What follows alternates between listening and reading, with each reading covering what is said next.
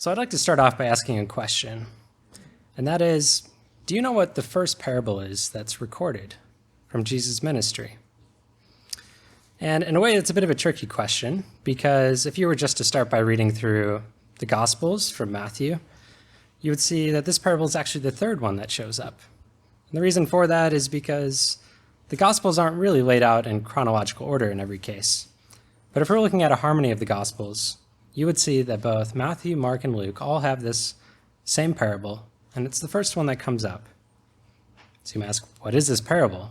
Well, it's the parable of the new cloth on an old garment, and also the parable that immediately follows it is the parable of the new wine being poured into an old wineskin. I'd like to look at this parable because while some parables have a clear explanation, one directly given by Jesus in some cases, this one is a little bit mysterious on the surface, so I'd like to look at the context surrounding it.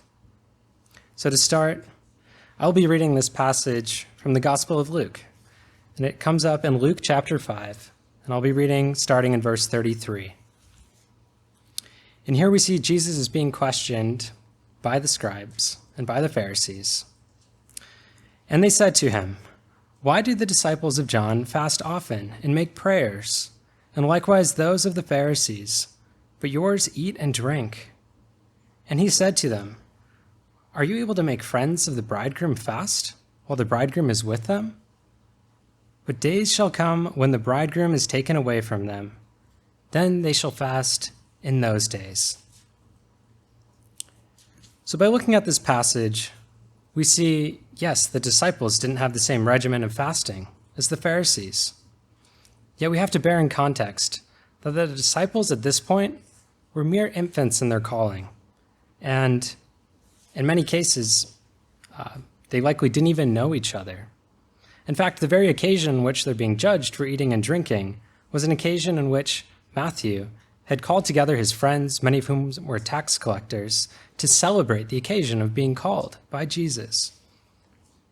But if we look at the disciples of John, they were in a different place at this point, as John was already in prison. He had already been taken away from them, so they would have understood and resonated with the message of the bridegroom being taken away. And likely, if John had been released from prison, they also would have rejoiced. They also would have had a feast. But if we look at the Pharisees, they're a bit different. They were militant with how they dealt with fasting. They did it twice a week, every Monday, every Thursday. And quite frankly, I'm not even sure how they would have handled a wedding feast, because in those days, a wedding wasn't just a one-day occasion. It could extend for a whole week. So they would have had to make a decision of, were they going to fast during a wedding feast, or were they going to make an exception? So in this parable, we seem to have or actually in this case, it's really more of an analogy initially with the bridegroom. We seem to have a clear interpretation that Jesus is personifying himself as being the bridegroom, and his disciples were the guests or the friends of the bridegroom. And in this case, he is defending the conduct of his disciples by using this analogy to say that it wouldn't be fitting for them to fast with him during this time. But then he follows it with these two additional parables. So if we continue reading in Luke chapter 5, now at verse 36. "And he also spoke a parable to them. No one puts a piece of a fresh garment on an old one, otherwise the fresh one makes a tear, and also the piece that was taken out of the fresh one does not match the old. And no one puts new wine into old wineskins, otherwise the new wine shall burst, and the wineskin shall run out. And the wine shall run out, and the wineskins will be ruined. But new wine is put into fresh wineskins, and both are preserved. And no one having drunk old wine immediately desires the new, for he says, 'The old is good enough.'" So here we see an additional reinforcement, which you could say is a comparison between two things, again showing that fasting wouldn't have been appropriate at this time. But I think there's an additional layer that we can also see here, as initially Jesus is giving a defense for the conduct of his disciples, but here it appears that he's also defending their character. So why do I say that? Well, if we look again at what we're seeing within these parables, we have a subject, we have an object.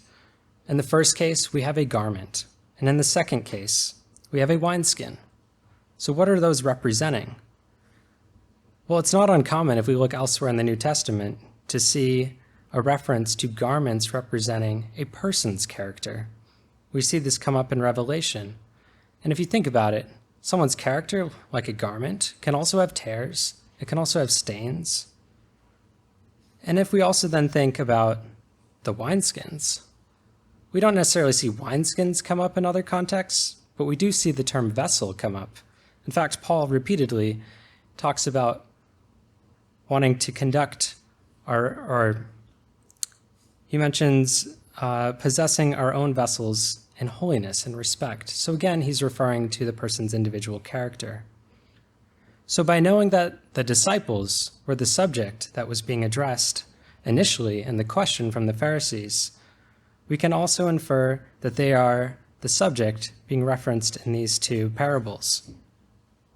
So then the question is, what was the new patch that was being applied to the garment? Or what was the wine that was being poured in?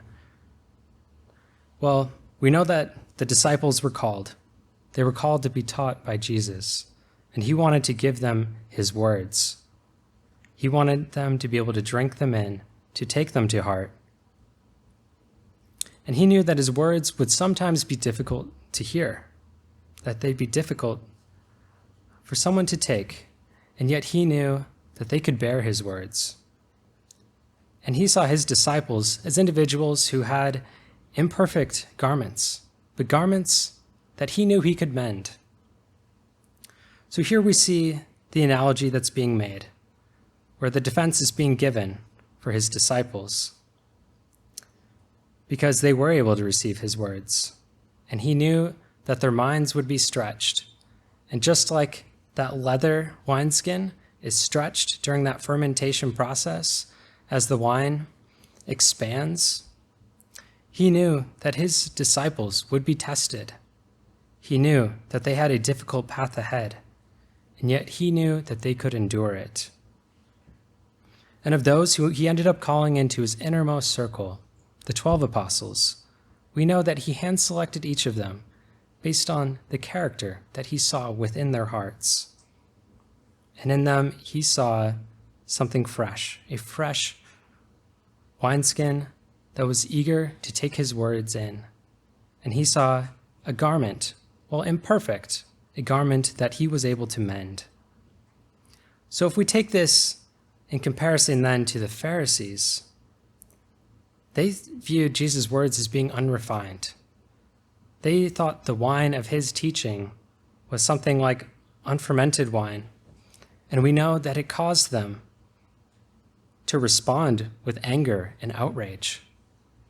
And thus we see the parallel, where the Pharisees are like the old wineskins, which could not accept Jesus' teachings. Instead, they held on to the traditions of their elders. And we know how Jesus spoke of these traditions of the elders. If we look in Mark chapter 7, in Mark 7, verse 5, then the Pharisees and scribes asked him, why do your disciples not walk according to the tradition of the elders, but eat bread with unwashed hands? And he answering said to them, well, did Isaiah the prophet prophesy concerning you hypocrites? As it has been written, this people respect me with their lips, but their heart is far from me. In vain do they worship me, teaching as teachings the commands of men. Forsaking the commands of God, you hold fast the tradition of men.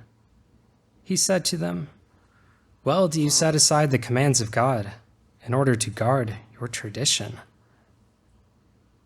Here in this scathing rebuke, we see that the Pharisees, while they thought they were trying to stir a spiritual revival, instead their hearts were misguided.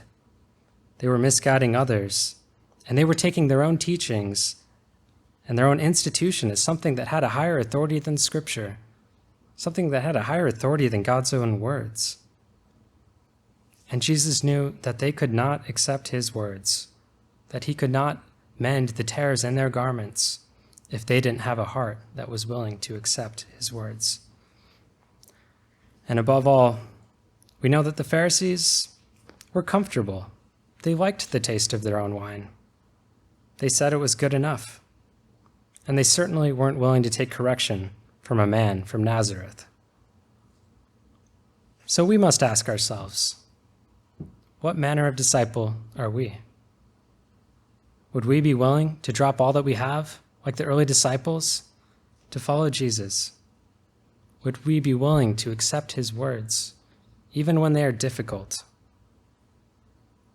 Do we have hearts that are continually seeking forgiveness, to mend the tears in our own garments? And are we willing to be stretched and pushed outside our comfort zones? Or do we simply want a place that's comfortable? Have our hearts become dried up like an old wineskin, which is no longer able to be transformed? Do we simply want to hold on to the traditions that we know? Or are we able to examine our own hearts? Jesus was an advocate for his disciples because he saw their hearts, he saw their sincerity, and he saw their character. And while it was not perfect, he knew that he could mend it, and he saw their potential. So likewise, we should desire to have a heart within us, like the early disciples, so that when the day comes when we stand before the throne, we will have Jesus as our intercessor and our advocate to stand in our defense.